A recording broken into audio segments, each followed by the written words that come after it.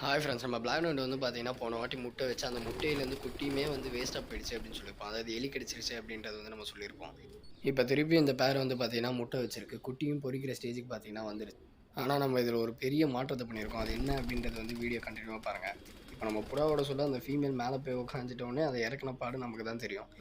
எல்லாருமே வந்து இந்த குட்டி தான் பிளாக் அண்ட் ஒயிட்டோட குட்டி அப்படின்னு நினச்சிங்கன்னா அது இல்லை. இது வந்து பார்த்தீங்கன்னா ஓமரோட குட்டி.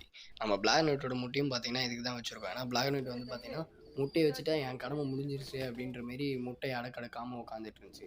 அப்படியே சைடில் பார்த்தோன்னா இது வேற பார்த்தீங்கன்னா பேர் ஆகிட்டு உட்காந்துட்டு இருக்குது. அப்படியே நம்ம தூக்கிட்டு போய் வெளியே போட்டுருவோம். கர்ண வேலையை தூக்கி எதுக்குடா ஹோம்ஒர்க் கிட்ட வச்சிருக்க அப்படின்னு கேட்டிங்கன்னா, ஏற்கனவே வந்து அந்த புறா 2 முட்டை வச்சுருந்துச்சு. 1 முட்டை வந்து பார்த்தீங்கன்னா தோல் முட்டையாயிடுச்சு. இதுகிட்டயும் பார்த்தீங்கன்னா ஒரு பிளாக் நெட்கிட்டயும் 1 முட்டை தான் வந்துச்சு. அதனால வந்து பார்த்தீங்கன்னா நான் இன்னொரு முட்டைய தூக்கி ஹோம்ஒர்க் வச்சுட்டேன்.